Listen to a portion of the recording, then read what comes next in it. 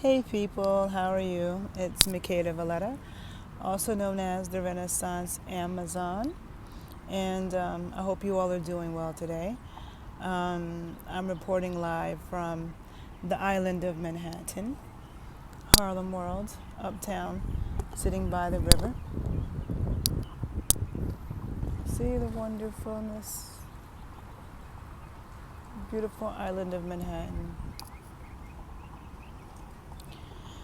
So, for those of you who are unfamiliar with me, my name is Makeda. I am born and raised in New York City, Harlem to be exact. I have a background in the biological sciences. I'm a science nerd. I'm also the daughter of a union organizer, a civil rights leader, black historians, and scholars. And my ancestral roots is in Florida, okay, in Pennsylvania, but heavy in Florida.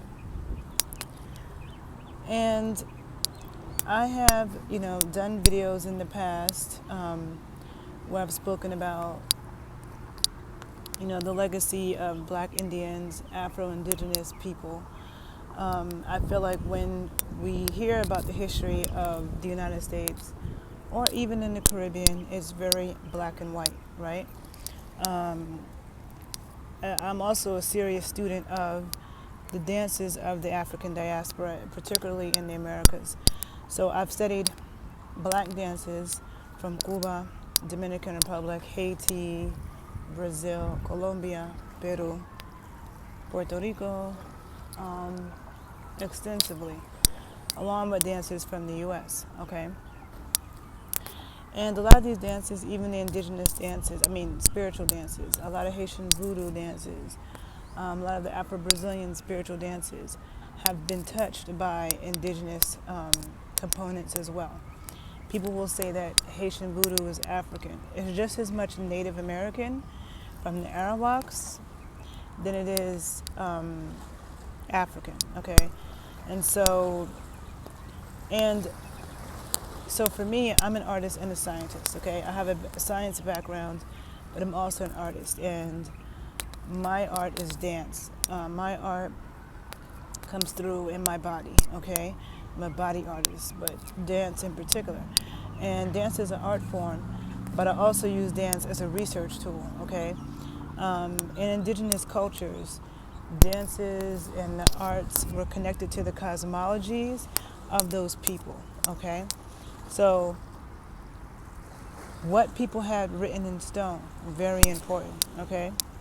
Because indigenous people aren't going to write something in stone, aren't going to go into the sacred caves of Mother Earth and etch things into the stone if it's not really important and a part of the cosmology. The dances are part of the cosmology, and in the cases of Afro-Indigenous people in the Americas, it's also part of our medicine, okay? There's a lot of medicine and a lot of our history that is in those dances, things that have not been recorded in books, okay? And so through a lot of this, my research, studying the rhythms, studying the drum rhythms, studying the drums, studying the dances and their origins, the spirits, and becoming more and more aware of the native influence on things, right? And I remember saying something to my dad because my father, he was in the front lines of the civil rights movement. His family comes from St. Augustine, Florida, for as far back as we can trace. St. Augustine, Florida was a very important site for black Seminoles, okay? Look up Chief Osceola, look up the Seminole Wars and just black Seminoles in general. They were one group who fought the U.S. government, fought many wars, refused to sign treaties or back down, okay?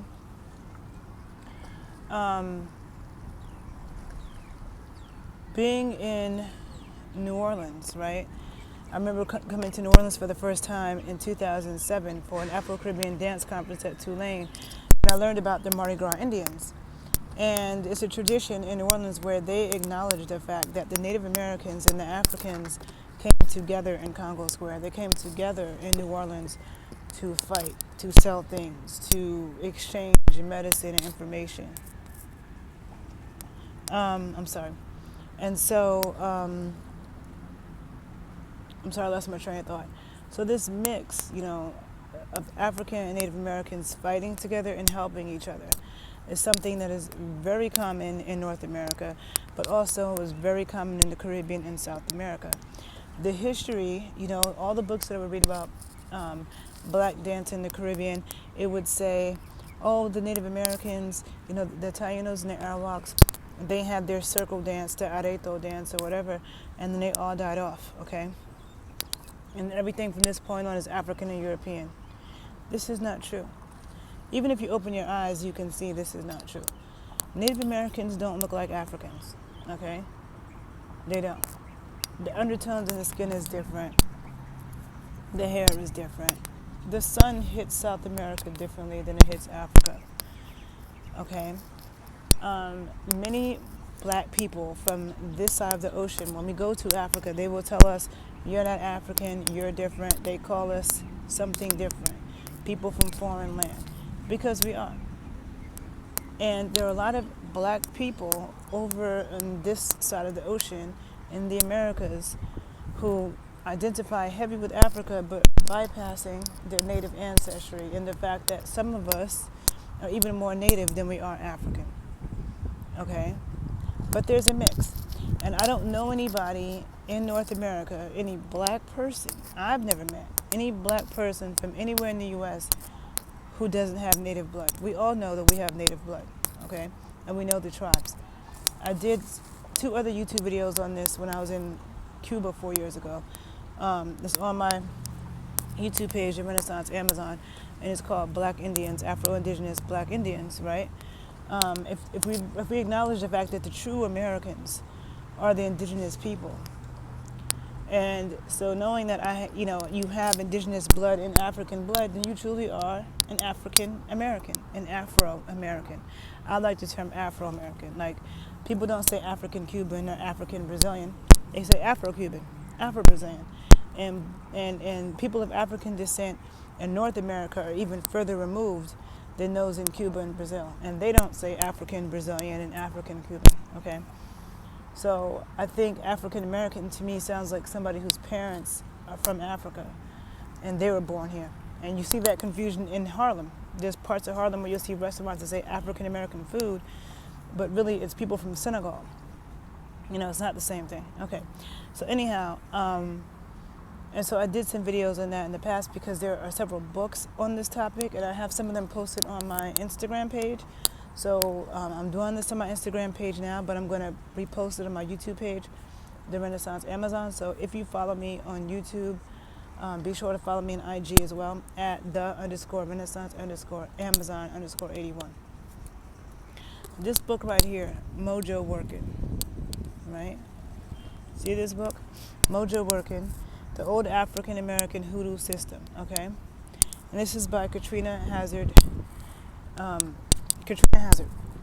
She's actually a good friend of my dad's, okay? I didn't know this when I bought this book. But this book is good because this book talks a lot about the African American hoodoo system, okay? People hear a lot about Haitian voodoo. You have the different various Afro-Indigenous traditions in Cuba and Brazil and Colombia, all throughout the Americas. And a lot of people think that, Cuba, Brazil, and Haiti are the ones that have the most authentic. Ooh. And me growing up in New York City, I've heard many Caribbeans and Africans say that Afro-Americans don't have any culture. And I absolutely hate that, okay? Because nothing could be further from the truth.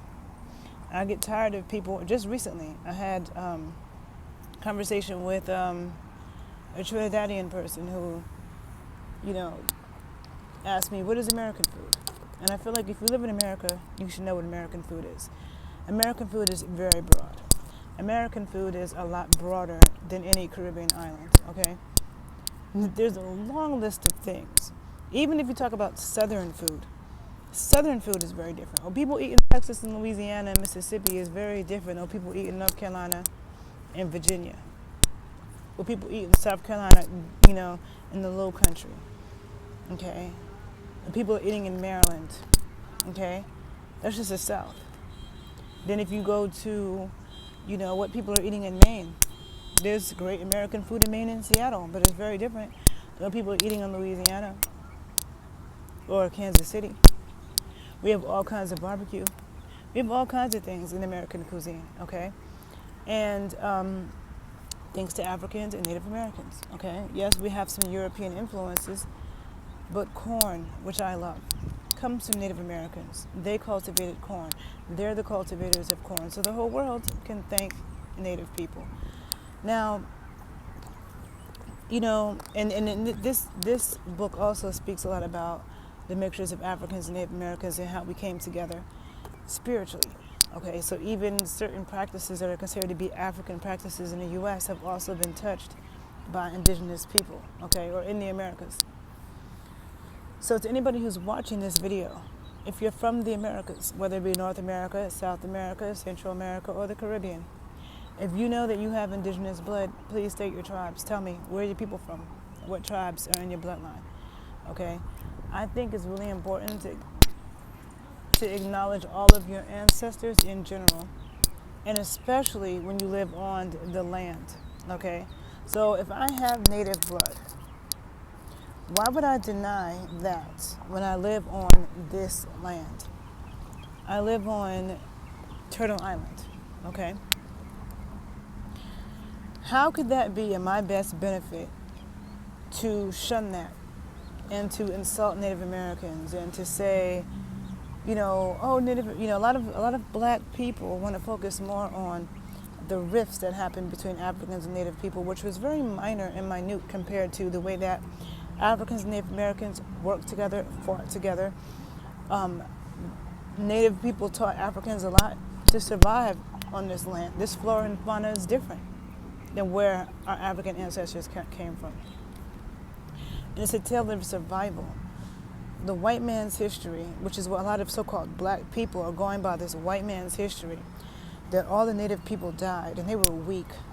So they went and got Africans because Africans are stronger. That's a lie. The truth is, the fact of the matter is, it's almost impossible to enslave people on their own land, okay? And the fact of the matter is, Africans willingly participated in the slave trade. They said, here, take them. Take them. It wasn't just the white man that came doing it. Africans willingly participated. There are plenty of Africans in Africa right now who come from rich, wealthy families because of the slave trade. And I don't see any of them donating money to scholarships or Afro-American institutions or organizations over here, even though Afro-Americans have given back so much to Africa, have gone as doctors and done work for free and, don't built schools and donated money for schools and helped in the apartheid. I don't see what Africans have done for us, but they do come here. And no beef for Africans. I have African friends, but these are just facts. I don't see the give back. But yet you have so many black Americans who, Africa, okay? We would take 20 shots to go there. Why? If that's your homeland, why would you ever take all these shots? To me, much love to Africa, but all love is sacred. I mean, all land is sacred. I don't think any land is more important than another. There were resources in the Americas too. There was gold in the Americas too. These lands were raped too and continue to be. Okay, and that's North America, Central, South America, and the Caribbean, all of it.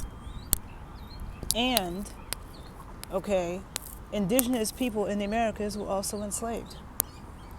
A lot of people don't know there were more Native Americans shipped out of Charleston, South Carolina. Okay, that was supposed to be like the #1 slave port or something for Africans coming in. There were more Native Americans shipped out, okay, than there were Africans that came in during the slave trade. During the slave trade, tons of Native Americans from Connecticut and New York, Massachusetts, and New England were shipped to the Caribbean. Tons of Native Americans were shipped to Europe and to Africa. So then you wonder, why are there so many Puerto Ricans and Dominicans that settle in Connecticut, in Massachusetts, in New York, in New Jersey? Why? Maybe because their ancestors actually came from here. Maybe they were actually indigenous people that came from up here.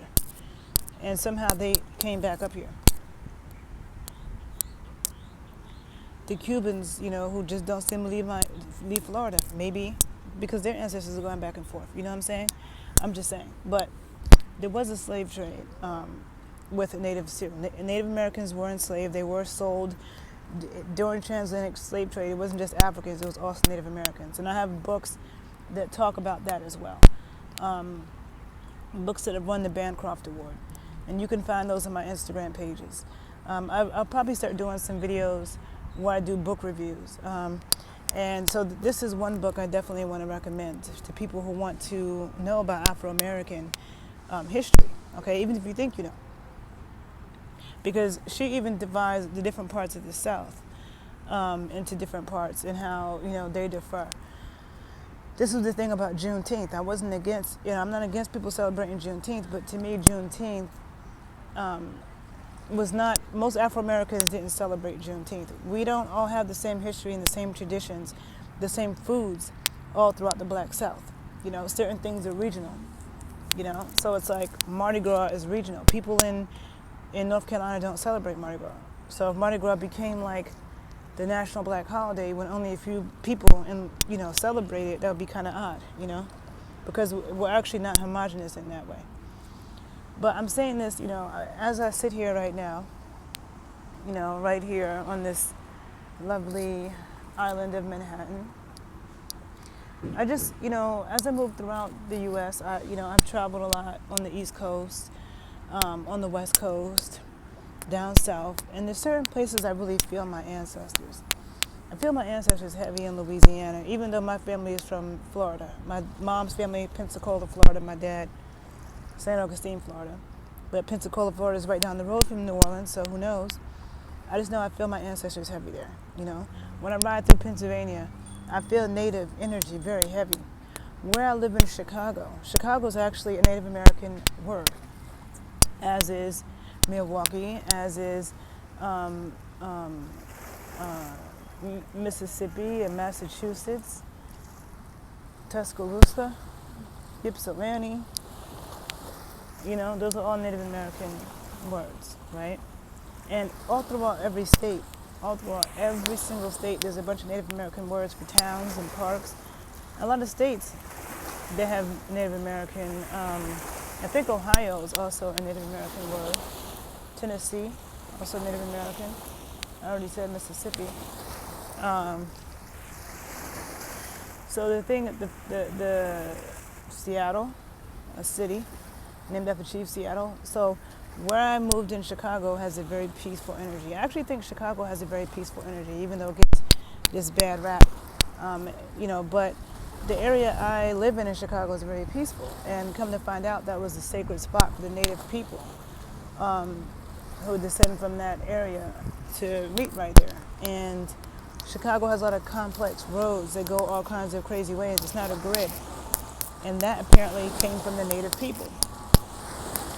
So to me, it's an insult to live on a land and disrespect the people that descend from that land. And as a black person, as somebody who comes from a fighting family, I come from a family of fighters, okay? And look up the history of black Afro-Indigenous people in Florida. But even my family personally, my dad was in the front lines of the civil rights movement, you know what I'm saying? So I love black people and I care about us, but I also feel like the conversation of Native history is not separate from African history in the Americas. Our history is intertwined. Our bloodlines are intertwined. So even when we make the argument for reparations, it's not just that our African ancestors worked for free for hundreds of years. So did our Native ancestors. It wasn't just our African ancestors who had their identities and languages stripped. So did our Native ancestors, okay? Both are owed something. And I don't like it when black people get into this argument over, Native Americans have casinos and they got reparations. Do you understand? Have you looked into the facts of how a lot of Native Americans live on reservations? First of all, there's a lot of Native Americans who don't live on reservations, who identify as white or black, or you think they're Asian, and they don't even know who they are. Okay, because to be considered black, you don't have to be 100% African. So why is it to be considered Native American, you need to be 100% Native? You don't. You don't. And you don't need permission of any group of people to claim your ancestors. To the black people in America, when Africans tell you you're not African, You're not black. Do you accept that? A lot of people don't. You have people over here in the Americas who are light, bright, and damn near white, and you can't tell them they're not African and they're not black. And Africans will laugh at you, but you're still going to say that. So, if you have native blood, because one ignorant native tribe might not want to acknowledge you, does that mean you deny your ancestors? That's not what I do. And I don't let the U.S. define me. Of course they want to say that all Native Americans are dead. Of course they want to say that. People claim to be so enlightened and, so pro-black or not trying to listen to the bullshit of the white man, but then you're defining yourself by the bullshit of the white man who's trying to rewrite the history. Rewrite it and tell us all the native people were weak and they died from diseases. No, no, and no. There are way more surviving indigenous people and indigenous blood than they would like to acknowledge. And if you want to know more about that, check out the books that I have on my Instagram page. I will try to get to posting them below on my YouTube page. I'm just really busy, okay? But I'm going to try to get to posting my bibliography because I always have facts to back up everything that I'm saying, okay? So it's not that black people over here just have a little bit of native blood. No, there's black people over here that are way more native than they are African, okay? But I'm not going to ascribe to the story that some people who say, oh, but, they try to say that we don't have African blood at all. No, we do have African ancestry, and you can tell that in the rhythms, in the dances that we do, the foods that we eat, certain things that we cook. You can tell. There is a mixture, okay? And it's important to read things by Native American scholars, not just other people who are saying what happened with Native people. What do Native American scholars say? Have you read books by Native American scholars? Like the book Red Earth, White Lies. Check that book out. So I was just inspired to talk about this today because it's just like, when I see certain black people who are supposed to be so pro-black and for the people, and then they say things, they're hostile when it comes to Native Americans. They feel like Native Americans don't need to be a part of the reparations debate. I mean, with Africans, our African ancestors were brought across the ocean against their will and made to work for free for hundreds of years. But Native Americans were also enslaved, let the truth be told. And they're enslaved in our own land. They're put on the most arid, horrible land in the country where you can't grow shit. Have you seen the conditions on Native American reservations? Have you seen the conditions? There are black people who grew up poor, but they still have electricity. There are Native Americans on reservations that have no running water, they have no electricity. You know what I'm saying? None of that is okay. And to me, I live on this land. I think the Native people for this beautiful land, okay? They say what they want. But North America, Turtle Island is beautiful, as is the Caribbean islands in South America and Central America. And where I live in Harlem, in the island of Manhattan, which I can every time I sit here by this river with these rocks, these sacred rocks that are in the state of New York, I always feel native energy heavy. I just feel it. So I can't let Thanksgiving go by and all these things and just not care. To me, you're stronger when you acknowledge all of your ancestors. And to me, you're stronger and more righteous and a defender and fighter for the truth when you stand up for the full truth and not just your narrow little piece of who you think you are, or just you. Because what has been done to Native people is atrocious. And what has been done to Africans on this land is atrocious. Our bloodlines are mixed. We've been fighting together, okay? Let's not just focus on, but Native Americans had slaves. So did, and Africans sold us into slavery too. So what's the point? Colonialism got a lot of people. But if you look at it, slavery under Native Americans, enslaving Africans, was not the same as what Europeans did. It was not the same. They were not torturing us in that way. It was more like bringing into the family. And if there are some Native Americans now who don't want to acknowledge the Afro-Indigenous people are ignorant from colonialism, just like a lot of black people are. A lot of people don't know who they are. Speak to your family. The other thing, I need to go. The other thing I wanted to add to this conversation is the DNA test. That's one thing I didn't like about Henry Louis Gates, him trying to downplay the native ancestry and black people in the Americas. And then he's using DNA tests. Any real scientist knows, okay, and I have a background in genetics as well. Those DNA tests are highly flawed. You can send your DNA to 4 different companies and get completely different results. You have identical twins who have identical twins who have the same exact DNA. They have sent their DNA to the same company and got totally different results, because the way that they come up with what genes are from where and it's just all guessing. It's guesswork. It's not based on anything really factual. Do your research with that. I'm not going to get super deep into that because I have to go, and I will do a video about that on my other YouTube page, The Body Scientist. Check that page out, The Body Scientist 81. I'm going to do a more in-depth video about DNA and the flaws of DNA testing. But you don't want to go by that to tell you who you are.